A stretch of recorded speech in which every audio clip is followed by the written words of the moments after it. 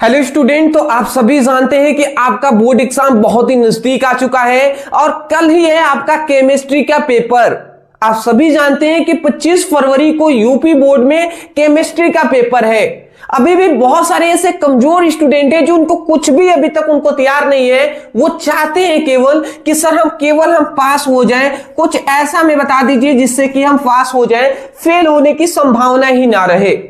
ठीक है, तो उस तरीके को उस सोच के आधार पर मैं आज के लिए आपके लिए केमिस्ट्री का एक पेपर लेकर आया हूं कि अगर केमिस्ट्री का कम से कम अगर ये 2 पेपर देख लेते हैं, अभी कुछ देर बाद मिलने वाला है या सुबह में आपको मिलेगा। ठीक है ना, केमिस्ट्री का एक पेपर 2 पेपर सेट अगर तैयार कर लेते हैं तो पास होना तो 100% मैं कह रहा हूं कि पास आप हो जाएंगे। ठीक है ना, तो उसके आधार पर हम करा रहे हैं। तो कमजोर स्टूडेंटों से हाथ जोड़कर निवेदन है, भैया अंतिम मौका है, मेहनत जरूर कीजिएगा। ठीक है ना, चलिए तो पेपर सेट को पूरी तरीके से कॉपी पेन लेकर बैठिएगा, नोट डाउन करते हुए चलिएगा। चलिए, तो इतनी बेसिक बात आप जानते हैं कि 2026 बोर्ड एग्जाम के लिए केमिस्ट्री का पेपर हम करा रहे हैं। 70 नंबर का आपका प्रश्न पत्र होता है। ठीक है ना, यहां पे 3 घंटे 15 मिनट आपको दिया जाता है प्रश्न पत्र पढ़ने के लिए। बेसिक बातें सभी जानते हैं स्टूडेंट। चलिए, तो यहां पे कुछ निर्देशांक दिए होते हैं, इसको आप पढ़ सकते हैं, इसमें कोई दिक्कत वाली बात नहीं है दोस्त। पूरा हम पेपर सेट को हम सॉल्व कराने वाले हैं। ठीक है ना, पूरे पेपर सेट को हम सॉल्व कराएंगे, उसकी टेंशन आप नहीं लेंगे। देखिए यहां पे हमने क्या लिखा है, सबसे पहले आपसे 6 नंबर का क्या पूछा जाता है, 6 नंबर का एक नंबर का 6 ऑब्जेक्टिव क्वेश्चन पूछा जाता है, जहां से हमें मिलते हैं 6 मार्क्स। यहां से 6 मार्क्स मिलते हैं। तो यहां पे क्या कहा गया, निम्नलिखित में से किस यौगिक, यहां पे यौगिक होगा, किस यौगिक के जलीय घोल में परासरणीय दाब असमान होता है। मतलब निम्नलिखित में से किस यौगिक के जलीय घोल में परासरणीय दाब असमान होता है, असमान, यूरिया में, ग्लूकोज में, साधारण लवण में या सुक्रोज में। तो आपको याद रखेंगे जो हमारा साधारण लवण होता है ना, उसमें क्या होता है, असमान दाब होता है। ठीक है ना, तो ये आपका ऑप्शन बी करेक्ट हो जाएगा। दूसरा हमारा आता है कि निम्नलिखित में से कौन अणु संख्या गुणधर्म नहीं है। कौन है जी जो अणु संख्या गुणधर्म नहीं है, तो यहां पे वाष्प दाब है, परासरणीय दाब है, यहां पे हिमांकों का अवनमन, क्वथनांकों का उन्नयन। तो याद रखेंगे अणु संख्या गुणधर्म किसका नहीं है, तो याद रखेंगे जो वाष्प दाब होता है ये नहीं है जी। तो ये हमारा ऑप्शन करेक्ट हो जाएगा, क्योंकि इसका अणु संख्या गुणधर्म परासरणीय दाब पर भी निर्भर करता है, हिमांकों के अवनमन पर भी और क्वथनांकों के उन्नयन पर भी निर्भर करता है। यहां पे पूछा गया है निम्नलिखित में से कौन अणु संख्या गुणधर्म नहीं है पूछा गया है, तो कौन है, वाष्प दाब। अगला हमारा आता है 9 नंबर क्वेश्चन, निम्नलिखित में से किसका क्वथनांक सबसे अधिक होता है। किसका क्वथनांक सबसे अधिक होता है, ग्लूकोज का 1% या 1% जो सुक्रोज का, या जल में 1% NaCl का, या जल में 1% यूरिया का। तो यहां पे कह रहा है क्वथनांक सबसे अधिक होता है। मतलब इसका मतलब समझे कि अगर हम कोई भी पदार्थ को, जैसे कि जल में अगर ग्लूकोज को घोल देते हैं और उसको अधिक ताप पर गर्म करेंगे, तो कौन है जो जल्दी वाष्प में बदल जाएगा और कौन है जो धीरे बहुत अंतिम समय में वाष्प में बदलेगा या नहीं भी बदलेगा। तो सबसे अधिक क्वथनांक किसका होता है, क्वथनांक मतलब कौन है जो सबसे लेट से या सबसे धीमा या कह सकते हैं वो वाष्प में नहीं बदलेगा, तो कौन है जी।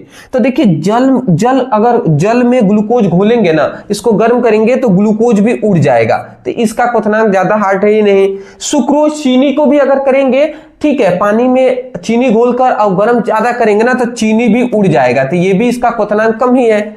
फिर यूरिया को भी अगर आप जल में घोलते हैं ना तो इसका भी कम है।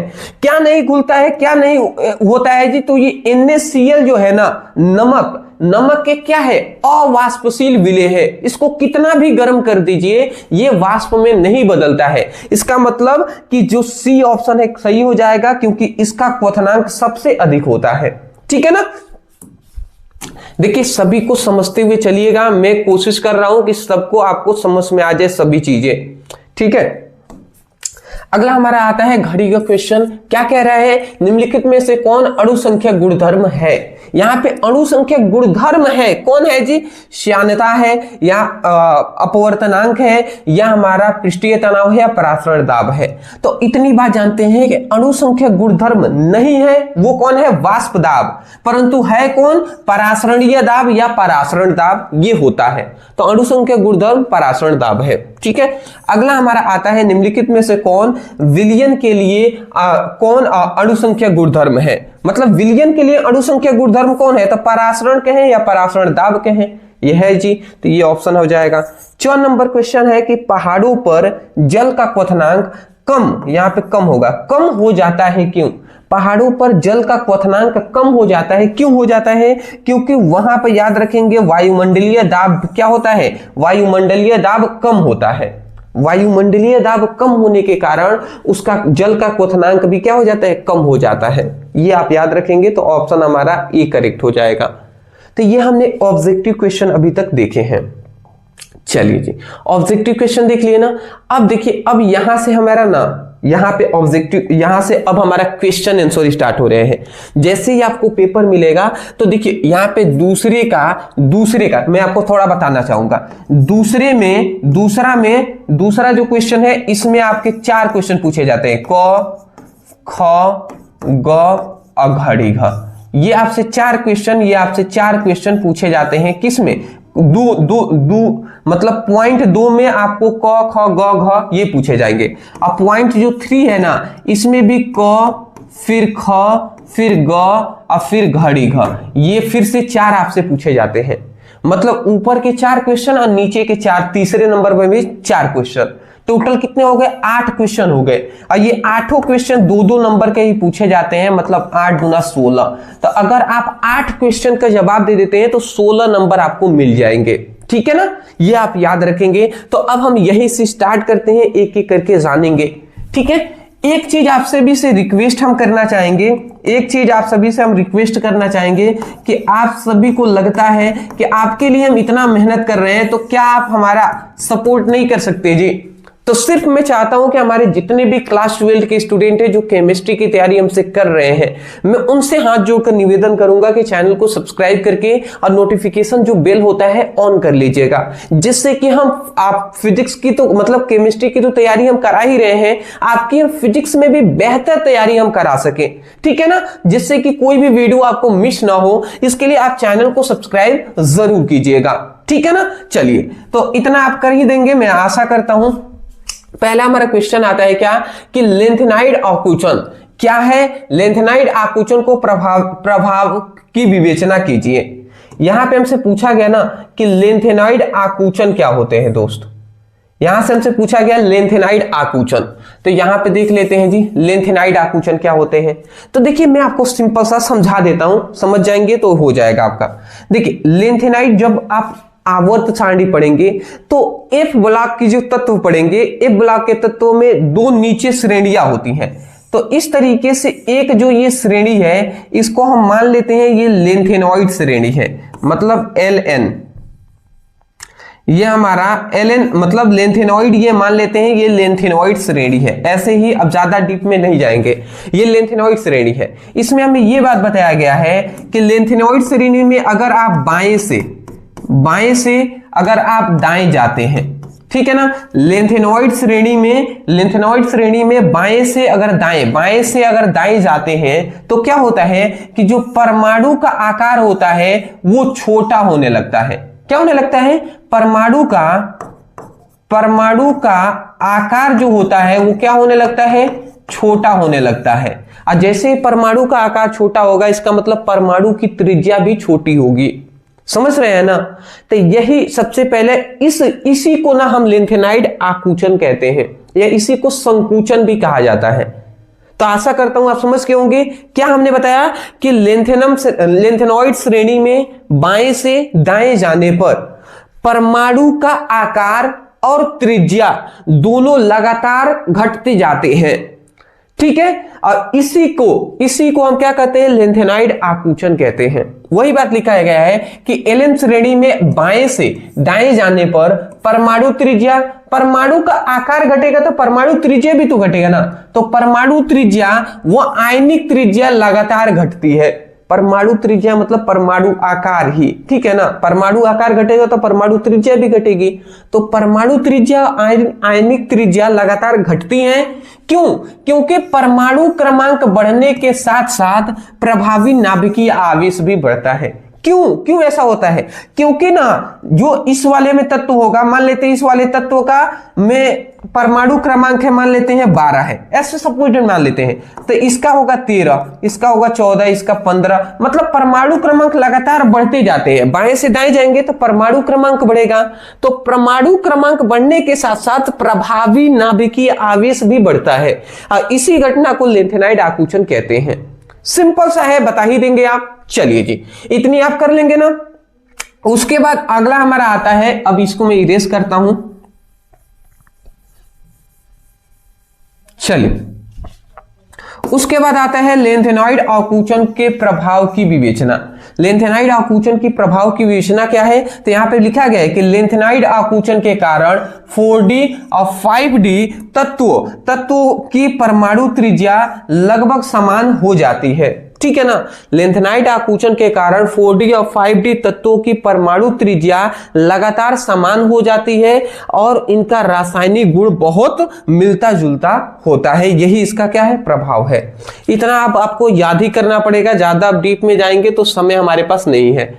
ठीक है ना। तो इसका स्क्रीनशॉट लेना चाहे तो आप ले लीजिए स्क्रीनशॉट। बहुत काम वाली चीजें हैं दोस्त।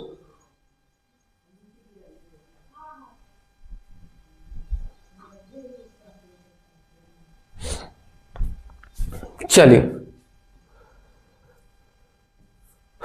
अगला हमारा आता है ख नंबर क्वेश्चन। ख नंबर क्वेश्चन हमारा क्या कह रहा है? फिनॉल के महत्वपूर्ण अनुप्रयोग को लिखिए। ठीक है ना। अनुप्रयोग मतलब इसका उपयोग क्या है ये आपको लिखना है। तो चलिए हम लिख देते हैं। तो यहाँ पे फिनॉल के महत्वपूर्ण अनुप्रयोग में हमने क्या लिखा है? इसके निम्नलिखित उपयोग होते हैं। पहला होता है कीटाणुनाशक के रूप में। जितने भी खेत वाली चीजें हैं, खेतों में इन सभी में कीटाणु होते हैं, तो उनके नाशक में या जलों के इन सभी मतलब कीटाणुनाशक के रूप में किया जाता है। दवाइयों के निर्माण में किया जाता है। प्लास्टिक बनाने में भी फिनॉल का प्रयोग किया जाता है। फिनॉल का सूत्र क्या होता है? तो C6H5OH होता है। या आप इस तरीके से बेंजीन रिंग बनाइए और उसके ऊपर OH लिख दीजिए, यही फिनॉल है जी। ठीक है। अगला हमारा ग नंबर क्वेश्चन आता है, न्यूक्लिक अम्ल क्या है? इसका 2 कार्य लिखिए। तो न्यूक्लिक अम्ल सबसे पहले समझ लेते हैं। न्यूक्लिक अम्ल जो होता है ये कार्बन, हाइड्रोजन, ऑक्सीजन, नाइट्रोजन और फास्फोरस युक्त जटिल कार्बनिक यौगिक है। मतलब जो न्यूक्लिक अम्ल होता है ना, ये कार्बन से, हाइड्रोजन से, ऑक्सीजन से, नाइट्रोजन से और फास्फोरस से मिलकर बनने वाला एक कार्बनिक यौगिक होता है। वो भी कैसा? जटिल कार्बनिक यौगिक होता है। ठीक है। इसके 2 हमने पॉइंट्स लिखा है कि यह मुख्यतः किसमें पाया जाता है? केंद्रक में पाया जाता है और यह आनुवांशिक सूचनाओं के वाहक होते हैं। आनुवांशिक सूचनाओं का मतलब जो एक पीढ़ी से दूसरे पीढ़ी में गुणों का ट्रांसफर करते हैं, तो आनुवांशिक सूचनाओं के वाहक होते हैं। इतनी बात समझ गए। उसके बाद यहां पे अब हमने इसका कार्य हमने लिख दिया है, तो कार्य भी समझ लेते हैं। क्या लिखा है? न्यूक्लिक अम्ल का कार्य। तो इसके मतलब 2 ही कार्य पूछा गया है, बट हम लिख दे यहाँ 4। सबसे पहले क्या है? डीएनए आनुवांशिकता का रासायनिक आधार होता है। न्यूक्लिक जो अम्ल है ना, यही 2 प्रकार के होते हैं, आरएनए और डीएनए। तो वही न्यूक्लिक अम्ल का मतलब डीएनए उसी के अंतर्गत आएगा। तो डीएनए क्या करता है? आनुवांशिकताओं का रासायनिक आधार होता है। एक पीढ़ी से दूसरे पीढ़ी में गुणों का ट्रांसफर करने का ये करने वाला एक मतलब उसका बेस है जी, आधार है। इसके बिना पॉसिबल नहीं है। दूसरी बात कर रहा है, डीएनए लाखों वर्षों तक किसी प्रजाति की पहचान बनाए रखता है। ठीक है ना। अगला कह रहा है कि प्रोटीन का संश्लेषण आरएनए करता है। अगला हमने लिख दिया है, न्यूक्लिक अम्ल कोशिकाओं में प्रोटीन का संश्लेषण करते हैं।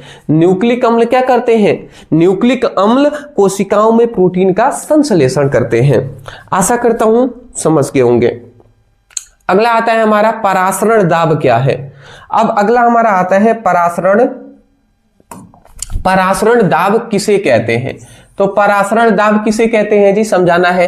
तो परासरण दाब हमने क्या लिखा है कि जब किसी विलयन और शुद्ध विलायक को एक अर्धपारगम्य झिल्ली द्वारा पृथक किया जाता है तो क्या होता है, शुद्ध विलायक के अणु विलयन की ओर गति करने लगते हैं, अर्थात परासरण की क्रिया होने लगती है। तो परासरण की क्रिया को रोकने के लिए विलयन पर लगाया गया अतिरिक्त दाब ही परासरण दाब कहलाता है। अब मैं जानता हूं आप सोच रहे होंगे सर समझ में नहीं आया जी, तो हमने तो लाखों बार मतलब मैं क्या ही कहूं। जानते दुख किस बात का लगता है, कल ही हमने शाम को 24 तारीख को हमने क्या कराया था आपको, 23 तारीख को जब बायोलॉजी का पेपर देके आए थे तो उस समय पर हमने पूरी आपकी केमिस्ट्री की किताब का लगभग 3 घंटे की वीडियो अपलोड किया था, जिसमें सभी महत्वपूर्ण परिभाषा, नियम, सिद्धांत सब कुछ कराए थे। दुख इस बात का लगता है कि स्टूडेंट वो वीडियो नहीं देखते जिसमें हम ये सभी टॉपिक कराए हुए हैं। उनको चाहिए कि 15 मिनट में वो पूरी किताब खत्म कर दें, ऐसा कुछ बता दीजिए सर। तो ये ऐसा पॉसिबल नहीं होता दोस्त। अट्रैक्ट करने के लिए तो मैं भी वीडियो बना सकता हूं वैसा, पर क्या ही फायदा उस तरीके से। और जो जेन्युइनली जो सीरियस होकर मेहनत करके आपको पढ़ाते हैं उन टीचरों का आप सपोर्ट नहीं करते ना, तो थोड़ा दुख लगता है दोस्त, दुख लगता है। पता नहीं आप कब समझेंगे इस बात को, ये तो मैं नहीं जानता, बट कोई नहीं जी, प्रयास करते रहेंगे हम, चाहे सपोर्ट आप कैसे भी करें, कितना भी करें। थोड़ा दुख इस बात का लगता है कि मतलब जेन्युइनली मैं देखता हूं कि मतलब मेहनत करके वीडियो बनाने पर लगभग 2 घंटे 3 घंटे में पूरी किताब के आपके इंपॉर्टेंट क्वेश्चन कराने पर वहां पे वीडियो पर व्यूज आएंगे क्या 3000 4000, अब वही 15 मिनट में पूरी फिजिक्स कंप्लीट कराने के आ जाए तो उस पे आ जाएंगे 50,000 40,000, इस तरीके से आते हैं। थोड़ा दुख लगता है, बट कोई नहीं जी, आदत हो गई है। 3-4 सालों से तो हम आपको 3 सालों से करा ही रहे हैं, तो थोड़ा आदत अब हो गया है, ठीक है। चलिए, तो यहां पे हम क्या बताने वाले थे, देखिए बात को समझिएगा तभी आपको समझ में आएगा। इधर मान लेते हैं, इधर है हमारा विलयन, इधर है शुद्ध विलायक, ये एक हमने अर्धपारगम झिल्ली लगा दिया है, ठीक है ना। तो जब किसी विलयन और शुद्ध विलायक को एक अर्धपारगम झिल्ली द्वारा अलग किया जाता है तो क्या होता है, तो होता है कि शुद्ध विलायक के जो अणु हैं, शुद्ध विलायक के जो कण हैं, वो विलयन की ओर आने लगते हैं, ठीक है ना, विलयन की ओर आने लगते हैं। अब इसी क्रिया को हम क्या कहते हैं, इसी क्रिया को परासरण, इसी क्रिया को हम परासरण कहते हैं, ठीक है ना, इसी क्रिया को परासरण कहते हैं। तो हम क्या ये नहीं कह सकते कि जब किसी विलयन और शुद्ध विलायक को एक अर्धपारगम झिल्ली द्वारा अलग किया जाता है, पृथक किया जाता है, तो शुद्ध विलायक के कण विलयन की ओर आने लगते हैं, अर्थात परासरण की क्रिया होने लगती है। तो परासरण की क्रिया को रोकने के लिए हम ये चाहते हैं कि इसके कण इधर ना आए, तो परासरण की क्रिया को रोकने के लिए इस विलयन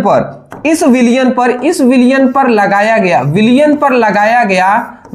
लगाया गया जो दाब होता है, उस दाब को परासरण दाब कहते हैं। समझ रहे हैं? तो परिभाषा यहां से नहीं याद कीजिए, यहीं से समझकर याद कीजिए। एक बार और बोल रहा हूं, याद कर लीजिएगा। जब किसी विलयन और शुद्ध विलायक को एक अर्धपारगम झिल्ली द्वारा अलग किया जाता है तो शुद्ध विलायक के कण विलयन की ओर आने लगते हैं, अर्थात परासरण की क्रिया होने लगती है। तो परासरण की क्रिया को रोकने के लिए इस विलयन पर लगाया गया जो दाब होता है, उस दाब को ही परासरण दाब कहते हैं। समझ गए हैं ना? यही यहां पे हमने लिखा हुआ है। तो जो हमने बोला उसको सुनेंगे, याद हो जाएगा आपको। चलिए इसको इरेज करते हैं, इसका स्क्रीनशॉट आप ले लीजिएगा, काम करेगा आपके लिए, ठीक है। सेम वही हमने लिखा हुआ है। अगला हमारा आता है शून्य कोटि की अभिक्रिया। अब शून्य कोटि की अभिक्रिया किसे कहते हैं दोस्त, ये आप सोच रहे होंगे, तो इसको भी हम बता देते हैं। शून्य कोटि की अभिक्रिया तो ऐसी रासायनिक अभिक्रिया जिसका जो वेग होता है वो अभिकारक, ये अभिकारक है, वो अभिकारकों की सांद्रताओं के शून्य घात पर निर्भर करती है, उसे शून्य कोटि की अभिक्रिया कहते हैं। एक परिभाषा याद कर लेते हैं तो दो यहां से हो जाएगा। शून्य कोटि की अभिक्रिया में क्या कहेंगे? ऐसी रासायनिक अभिक्रिया जिसका वेग जो होता है वो अभिकारकों की सांद्रताओं के शून्य घात पर निर्भर करता है, तो उसे शून्य कोटि की अभिक्रिया कहेंगे। अगर प्रथम घात पर निर्भर करेगा ना तो उसे प्रथम कोटि की अभिक्रिया कहेंगे। ठीक है, ज्यादा अंतर ही नहीं है। आशा करता हूं कि इतनी बात आप समझ गए होंगे, बट थोड़ा हम डीप में इसमें जाना चाहेंगे क्योंकि हमसे यहां पे कहा गया है शून्य कोटि की अभिक्रिया को उदाहरण द्वारा समझाइए, ऐसे एक क्वेश्चन पूछा गया है। तो समझ जाते हैं जी। सबसे पहले एक थोड़ा सा उदाहरण लेकर समझाते हैं। जब तक ये उदाहरण नहीं लिखेंगे ये कंप्लीट नहीं होगा। तो देखिए एक उदाहरण ले लेते हैं। H2 plus Cl2 equal to प्रकाश की उपस्थिति में अगर हम क्रिया कराते हैं HMU का तो यहाँ पे क्या बन जाता है? 2HCl बन जाता है। ये हमने एक रासायनिक अभिक्रिया ले लिया है। अब इतनी बेसिक बात है, आप भी जानते होंगे, इतना बेसिक बात आप जानते होंगे कि इधर जो प्रोडक्ट है इसे हम कहते हैं, इसी को कहते हैं अभिकारक। इसी को हम क्या कहते हैं जी? इसी को कहते हैं अभिकारक। और इधर जो होता है इसे कहते हैं उत्पाद। इसे क्या कहते हैं जी? उत्पाद कहते हैं। इतनी बेसिक बात आप जानते होंगे। तो ये अभिकारक है, ये हमारा उत्पाद है। तो हम कह रहे हैं कि ऐसी रासायनिक अभिक्रिया, परिभाषा याद करना है ना, याद यहां से होगा। ऐसी रासायनिक अभिक्रिया जिसका जो वेग होता है, ऐसी रासायनिक अभिक्रिया जिसका जो वेग होता है, वेग को R से दर्शाते हैं। ऐसी रासायनिक अभिक्रिया जिसका वेग अभिकारक यही दोनों है ना, तो अभिकारक कौन है? एक हमारा है हाइड्रोजन और एक क्या है हमारा? एक है क्लोरीन। तो अभिकारकों के सांद्रताओं के कोष्ठ में बंद करते हैं तो इसी को सांद्रता कहते हैं। तो अभिकारकों के सांद्रताओं के शून्य घात पर निर्भर करता है। निर्भर मतलब समानुपाती, तो निर्भर करता है, उसी को शून्य कोटि की अभिक्रिया कहते हैं। समझ गए ना क्या हमने बोला जी? ऐसी रासायनिक अभिक्रिया जिसका वेग अभिकारकों के सांद्रताओं के शून्य घात पर निर्भर करता है, इसे शून्य कोटि की अभिक्रिया कहते हैं। यही परिभाषा लिखा है, ये लिखिएगा। फिर ये लाइनें आपको लिखनी पड़ेंगी। अगर आप नहीं लिखते हैं तो आपको नंबर नहीं मिलने वाले, ये आप पहले बता दे रहे हैं हम। तो ये सॉल्व करेंगे तो R इक्वल टू, ये समानुपाती का चिन्ह हटता है तो यहाँ पे K एक नियतांक आता है। अब फिर ये हमारा याद रखेंगे, ये H20 इंटू ये Cl2 और फिर ये 0 हो जाएंगे। अब इतनी बात जानते हैं कि अगर a का घात 0, किसी भी अंक के ऊपर अगर 0 घात हो तो उसका मान होता है 1 होता है 1। तो इसका मतलब इनके घात भी 0 है, इसका घात भी 0 हो तो 1 हो जाएगा। तो यहां से R इक्वल टू यहां से K इंटू 1 हो जाएंगे। एक गुणा करेंगे तो सभी गुणा करा भी देंगे ना, तो उस समय पर क्या आएगा जी? उस समय पर जो ये K ही आएगा, मतलब R जो होगा वो K के बराबर हो जाएगा। यहाँ पे जो R है ये R है, ये अभिक्रिया का वेग है। और यहाँ पे ये K है, इसी को कहते हैं वेग स्थिरांक। ठीक है ना? तो ये आप याद रखेंगे। तो यही आपको लिखना है। इतना लिखने के बाद ये एग्जाम्पल दीजिएगा, यहां से लेकर यहां तक लिख देंगे, फुल नंबर आपको मिल जाएंगे। ठीक है जी? चलिए जी, अच्छी बात है। अब देखिए ये हमारा दूसरा आता है, एक दंतुक और द्विदंतुक लिगेंड को उदाहरण द्वारा समझाइए। अब एक दंतुक लिगेंड क्या होते हैं इसको भी हम समझा देते हैं। तो हमने क्या लिखा है कि ऐसे लिगेंड जिसमें केवल एक दाता परमाणु उपस्थित होते हैं उसे हम क्या कहते हैं जी? उसे हम एक दंतुक लिगेंड कहते हैं। मतलब ऐसे लिगेंड जिसमें केवल एक दाता परमाणु उपस्थित होंगे। ठीक है, एक दाता परमाणु उपस्थित होंगे उसे एक दंतुक लिगेंड कहेंगे। ठीक है। जैसे एग्जांपल अगर देना चाहे तो एग्जांपल हम क्या दे सकते हैं? एक्वा का दे सकते हैं, जैसे क्लोरीन का दे सकते हैं, जैसे CN साइनाइड का दे सकते हैं, जैसे NH3 एमीन का दे सकते हैं। ठीक है, जैसे कि OH हाइड्रोक्साइड का दे सकते हैं, ETC, ये सभी हमारे एक दंतुक लिगेंड है। इसमें केवल एक दाता परमाणु उपस्थित होता है। द्विदंतुक लिगेंड किसे कहते हैं? ऐसा लिगेंड जिसमें केवल दो दाता परमाणु उपस्थित होते हैं उसे हम द्विदंतुक लिगेंड कहते हैं। जैसे एग्जांपल क्या हो जाएगा? एग्जांपल हो जाएगा NH2 CH2 CH2 NH2। तो यहाँ पे दो दाता परमाणु, एक यहाँ पे नाइट्रोजन है, एक यहाँ पे, ये दो दाता परमाणु हो जाएंगे। तो ये हमारा एग्जांपल हो जाएगा। ठीक है ना? ठीक है, तो ये आप याद रखेंगे। इसका नाम क्या है? Ethylene diamine.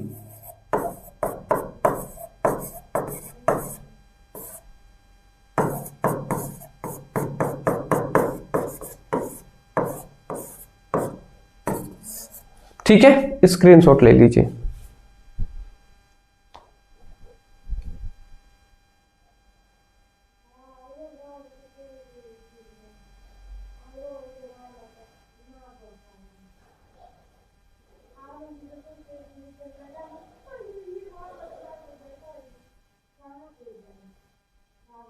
ठीक है, थोड़ा 1 मिनट हम रुकना चाहेंगे यहाँ पे।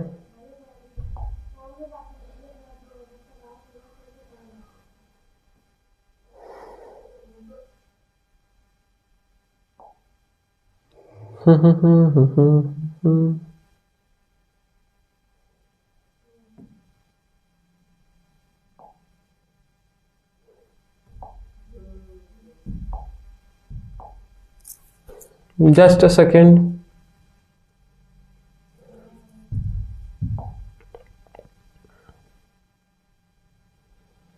जस्ट अ सेकेंड, थोड़ा सा हम रुकना यहाँ पे चाहेंगे बिकॉज ये क्वालिटी थोड़ा सा डैमेज आ रहा था, ध्यान नहीं दे रहे थे उस टाइम से। ये क्वालिटी थोड़ा डैमेज आ रहा था, अब ठीक आ रहा है। क्या ही कहा जाए, सेटअप जब तक होगा नहीं ना तब तक बहुत दिक्कत होगा। देखिए क्वालिटी बहुत डैमेज आ रहा होगा, आपको तो मालूम चल ही गया होगा, बट चलिए ठीक अब हो गया है। आप इसने मतलब क्वालिटी अच्छा नहीं था फिर भी आप देख रहे हैं वीडियो, ये बहुत अच्छी बात है। अगला आता है प्रोटीन का विकृतीकरण पर एक संक्षिप्त टिप्पणी लिखिए। प्रोटीन के विकृतीकरण पर संक्षिप्त टिप्पणी लिखना है, चलिए देख लेते हैं। तो यहाँ पे लिखा गया प्रोटीन के विकृतीकरण, क्या लिखा गया है कि जब प्रोटीन के भौतिक व रासायनिक गुणों में परिवर्तन होता है जिसके कारण हाइड्रोजन बंध टूट जाता है, ठीक है ना, जिससे प्रोटीन की तृतीयक संरचना टूट जाती है और ग्लोब्यूल और कुंडली क्या हो जाती हैं? खुल जाती हैं। अतः प्रोटीन अपनी जैविक सक्रियता खो देता है और इसी घटना को प्रोटीन का विकृतीकरण कहते हैं। देखिए इस पर ज्यादा हम डीप में नहीं जाएंगे, हम इतना कहेंगे परिभाषा है याद कर लीजिएगा, ठीक है ना। अब इसमें कुछ समझाने वाला नहीं है, बायोलॉजी टाइप के ये सभी क्वेश्चन हैं तो इसको आपको तैयार करना पड़ेगा याद कर कर, ठीक है ना। चलिए अगला हमारा आता है कोलराउश का नियम। अब कोलराउश का नियम इंपॉर्टेंट है जी, आप भी जानते हैं। तो कोलराउश का नियम हमने बताया हुआ है बहुत बार, फिर बता देते हैं। इस नियम के अनुसार अनंत तन्यता पर किसी विद्युत अपघट्य के विलयन की तुल्यांकी चालकता उसके धनायनों और ऋणायनों की तुल्यांकी चालकताओं के योग के बराबर होता है। यही है जी किसका? कोलराउश का नियम, यही कोलराउश का नियम है। चलिए याद करा दें हम, देखिए कैसे करेंगे। इसका एक फॉर्मूला होता है lambda E Q infinite equal to lambda E Q plus main plus है लेमडा ई क्यू माइनस, ये हमारा होता है जी, ये हमारा होता है। मतलब लेमडा ई क्यू, मतलब लेमडा ई क्यू इन्फिनाइट है इक्वल टू क्या हो जाएगा? Lambda E Q lambda E Q, यहाँ पे देखिए धनात्मक क्या है? धनात्मक है। मैं थोड़ा यहाँ पे ये फॉर्मूला है, नहीं समझ में आया तो क्या है तो ये समझिएगा। ये लेमडा है, एक ई क्यू है, इन्फिनाइट है, इसको कहते हैं हम, इस वाले को क्या कहते हैं? इन्फिनाइट को हम कहते हैं अनंत, अनंत तन्यता कहेंगे। यहां पे एक शब्द हम इस्तेमाल करेंगे, इसको अनंत तन्यता। ई क्यू क्या है? तुल्यांकी है। ई क्यू का नाम क्या है? ई क्यू का है तुल्यांकी। और लेमडा क्या है? चालकता। लेमडा क्या है? चालकता। तो अनंत तन्यता पर तुल्यांकी चालकता, यही कहते हैं जी। और यहां पे देखिए इसको क्या कहेंगे, अनंत तन्यता पर तुल्यांकी चालकता। इसको क्या कहेंगे, अनंत मतलब धनायनों की तुल्यांकी चालकता। इसको क्या कहेंगे, ऋणायनों की तुल्यांकी चालकता। ठीक है ना, यही ना कहेंगे जी। तो यहाँ पे किसकी तुल्यांकी चालकता है, तो ये एक मान लेते हैं यहाँ पे एक बर्तन है और इसमें NaCl विद्युत अपघट्य के साथ मतलब जल के साथ विद्युत अपघट्य को घोला गया है।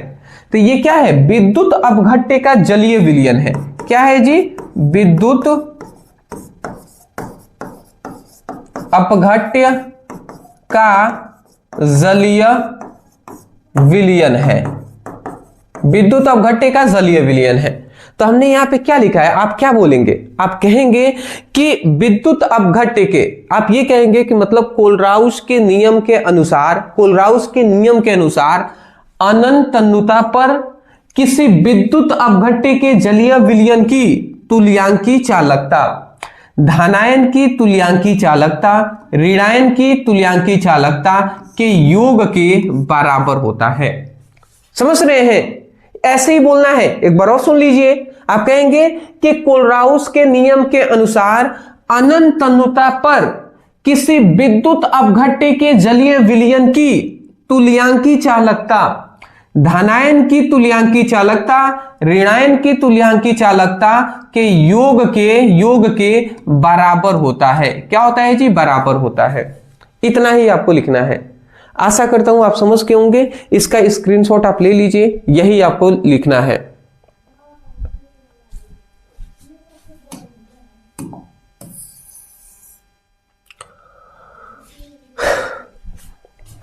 अगला हमारा आता है विलयन की परिभाषा कीजिए तथा विलयन की सांद्रण को कितने प्रकार से व्यक्त किया जा सकता है।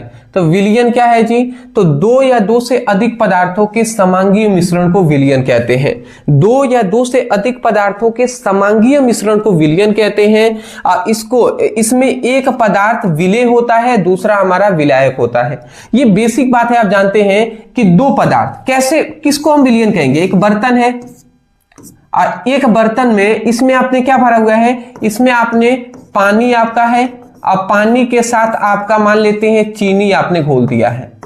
ठीक है ना, तो पानी और चीनी को क्या हम देख कर बता सकते हैं। मान लेते हैं एक बर्तन में पानी चीनी घोला गया है और एक और बर्तन है, इसमें आपने क्या किया है, इसमें भी आपने पानी और इसमें आपने पानी के साथ नमक को घोल दिया है, नमक को घोल दिए हैं।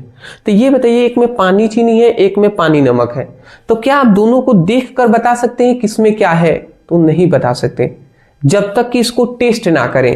तो आप क्या बोल सकते हैं कि वह विलयन, मतलब आप कह सकते हैं कि दो या दो से अधिक पदार्थों के समांगीय मिश्रण को, इसी को समांगीय मिश्रण कहते हैं। समांगीय मिश्रण किसे कहेंगे, जिसको हम देख कर ना बता सके कि उसमें कौन कौन से पदार्थ मिले हैं, उसी को समांगीय मिश्रण कहते हैं। तो दो या दो से अधिक पदार्थों के समांगीय मिश्रण को विलयन कहते हैं। जैसे पानी और चीनी का मिश्रण, पानी और नमक का मिश्रण, ऐसे कह सकते हैं। ठीक है, तो ये विलयन हो गया हमारा। विलयन आप समझ गए। अगला आता है, विलयन में दो पदार्थ होते हैं, एक होता है विलेय और दूसरा होता है विलायक। कौन विलेय विलायक है, तो ये हमने एक बर्तन लिया था, इसमें हमने पानी लिया था और इसमें हमने चीनी लिया था, यही नहीं लिए थे जी। तो देखिए, जो कम मात्रा, जो अधिक मात्रा में होंगे, सीधी बात मैं कर रहा हूं कि जो अधिक मात्रा में होंगे वह हमारे क्या हो जाएंगे, वह हमारे विलायक हो जाएंगे। और जो हमारे कम मात्रा में होते हैं, कम मात्रा में, वो हमारे विलेय हो जाएंगे, वो विलेय हो जाएंगे। ठीक है, जो अधिक मात्रा में होते हैं वो हमारे विलायक, जो कम मात्रा में होते हैं वो विलेय हो जाएंगे। तो ये हमारे क्या है, विलयन है। ठीक है, चलिए, विलयन की सांद्रण को व्यक्त करने का प्रकार क्या है। तो पहला है द्रव्यमान प्रतिशत, आयतन प्रतिशत, मोल अंश, मोलरता, मोललता, ये है जी। चलिए स्क्रीनशॉट ले लीजिए। अदरवाइज इन सभी की परिभाषा और फॉर्मूला तैयार कर लीजिएगा, ये मैं बता दे रहा हूं। अब उतना समय नहीं है कि हम सबको कराएं यहां पे। अगला हमारा आता है फिनॉल से निम्नलिखित को कैसे प्राप्त करना है। फिनॉल को मतलब इन सभी से फिनॉल को कैसे हमें प्राप्त करना है, ये हमसे पूछा गया है चलिए, मतलब यहां पे कह रहा है कि फिनॉल को निम्नलिखित से प्राप्त करने की क्रिया विधि लिखिए। मतलब क्लोरोबेंजीन से कैसे हमें फिनॉल प्राप्त करेंगे, एनिलीन से कैसे फिनॉल प्राप्त करेंगे, बेंजीन से कैसे फिनॉल प्राप्त करेंगे, ये हमसे पूछा गया है। तो चलिए क्लोरोबेंजीन को देख लेते हैं। क्लोरोबेंजीन क्या है जी? क्लोरोबेंजीन का सूत्र होता है C6H5Cl। ये हमारा क्लोरोबेंजीन हो गया। अब क्लोरोबेंजीन को अगर हम सोडियम हाइड्रोक्साइड से क्रिया करा देते हैं, क्लोरोबेंजीन को सोडियम हाइड्रोक्साइड से अगर हम क्रिया करा देते हैं और उच्च दाब पर और 320 डिग्री सेल्सियस ताप पर अगर हम इसको गर्म करते हैं तो क्या निकलता है जानते हैं? यहां से हमारा निकलता है, यहां से हमारा सोडियम निकलता है, यहां से क्लोरीन निकलता है, मतलब NaCl। ये NaCl बाहर निकल जाते हैं और ये C6H5 और OH ये जुड़ जाते हैं। तो यही हमारा C6H5OH ये हमारा जुड़ जाते हैं, यही हमारा है फिनॉल। यही क्या है? हमारा फिनॉल है। ठीक है ना? ये क्लोरोबेंजीन है, ये हमारा क्लोरोबेंजीन है। चलिए, ये इतनी आप समझ में आ गया क्लोरोबेंजीन। दूसरा, हम बेंजीन कैसे बनाते हैं, बेंजीन से कैसे फिनॉल प्राप्त करते हैं, अब इसको भी हम देख लेते हैं। बेंजीन से कैसे फिनॉल प्राप्त करेंगे ये देख लेते हैं। ये थोड़ा बड़ा है बट समझना चाहेंगे तो आप समझ जाएंगे। ठीक है, बेंजीन का हम ले लेते हैं। तो बेंजीन का एक स्ट्रक्चर हम ले लेते हैं। ये हमारा बेंजीन रिंग हो गया, एक H हम यहाँ पे दर्शा दे रहे हैं, ये हमारा बेंजीन रिंग हो गया। अब बेंजीन रिंग को हम क्या करते हैं, सबसे पहले बेंजीन रिंग को लेंगे और इसको एक अम्ल के साथ हम क्रिया कराते हैं। और दूसरी बात, हाफ O2 से हम इसकी क्रिया करा देते हैं, हाफ O2 से इसकी क्रिया करा देते हैं। और उत्प्रेरक याद रखेंगे, कौन सा उत्प्रेरक आपको रखना है? तो ये उत्प्रेरक याद रखेंगे CuCl2, ये उत्प्रेरक आप याद रखेंगे। इसकी उपस्थिति में क्रिया कराते हैं। जैसे क्रिया कराएंगे तो जानते हैं क्या होता है, यहाँ का एक H, यहाँ का एक H, दो H हैं तो ये H2 यहां से निकल गए। ये हमारा एक नवजात ऑक्सीजन है, ये यहाँ पे जुड़ जाता है। तो मतलब क्या है, -H2O यहां से बाहर निकल जाते हैं। बचा क्या? ये ओनली Cl बचा हुआ है, ये Cl आकर इसमें जुड़ जाता है।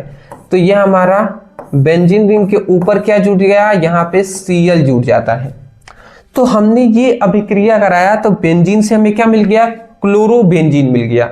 अब इस क्लोरोबेंजीन को हम क्या करेंगे, क्लोरोबेंजीन को हम लेंगे और इसको हम HOH, मतलब हम ये कह सकते हैं कि क्लोरोबेंजीन को HOH मतलब जल के साथ हम क्रिया करा देंगे और किसकी उपस्थिति में? SiO2। ठीक है ना? SiO2 की उपस्थिति में हम इसकी क्रिया करा देते हैं। तो इससे क्या होगा, ये जो हमारा H है, यहाँ पे जो हमारा H है ये Cl से क्रिया कर लेगा तो H और Cl, ये HCl बनकर ये हमारा बाहर निकल जाएंगे प्रोडक्ट। हमारा मेन क्या बचेगा? OH जो है ये यहाँ पे जुड़ जाएगा। तो ये हमारा बेंजीन रिंग है और इसके ऊपर ये हमारा OH जुड़ गया। तो यही तो है हमारा फिनॉल, इसी को तो फिनॉल कहते हैं, फिनॉल। यही ना है जी फिनॉल। तो यही फिनॉल हमारा बन गया, सिंपल सा है। ये तो हमारा फिनॉल बन गया। बना या नहीं बना जी? बिल्कुल बन गया। तो ये आप स्क्रीनशॉट ले लीजिए।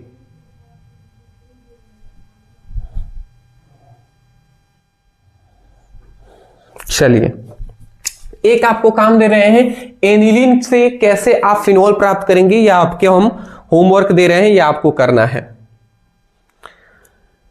अगला आता है विद्युत रासायनिक श्रेणी क्या होता है। ठीक है, चलिए देख लेते हैं। विद्युत रासायनिक सेल क्या होता है, विद्युत अपघटनीय सेल में अंतर बताना है।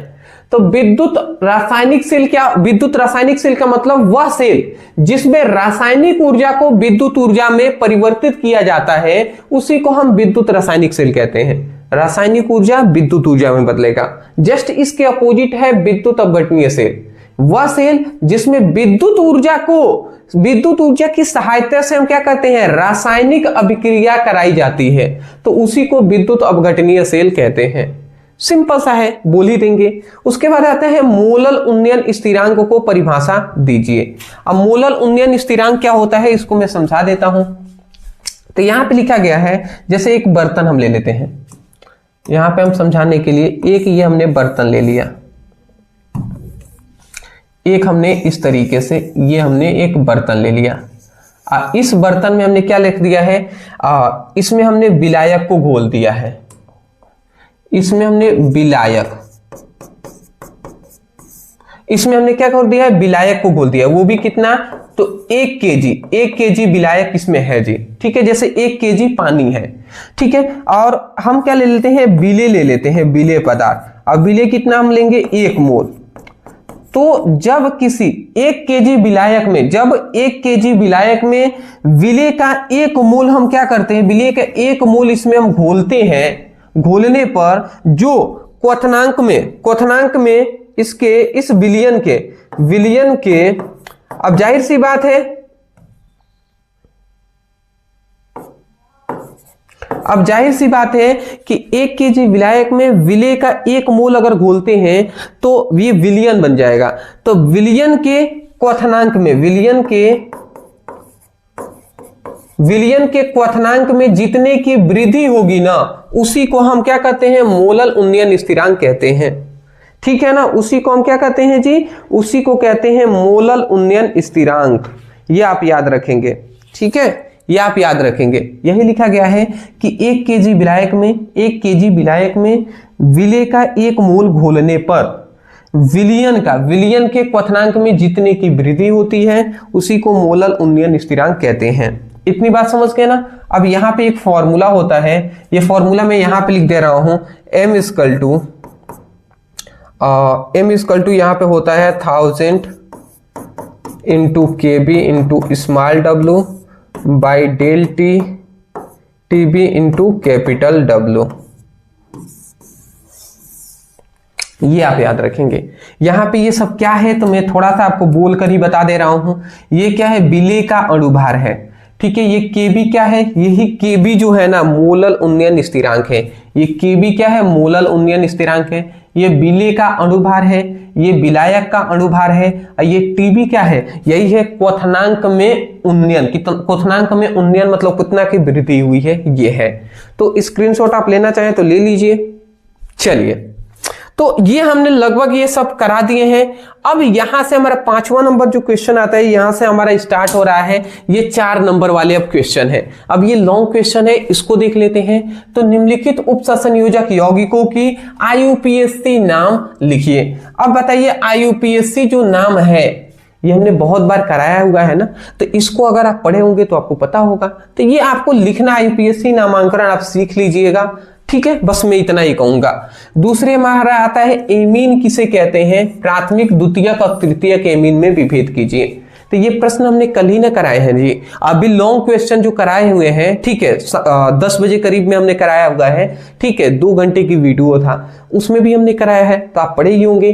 डी तथा ए ब्लॉक के तत्व क्या कहते हैं। इसी ग वाले क्वेश्चन में एक और है कि डी ब्लॉक और ए ब्लॉक का सामान्य इलेक्ट्रॉनिक विन्यास क्या होता है। ये सब हमने कराया हुआ है कि नहीं कराया है, पढ़ रहे हैं या नहीं, ये तो आपके ऊपर है ना। अब इतना बार बार कराएंगे तो ये अच्छी बात नहीं है, आपको भी मेहनत करना पड़ेगा।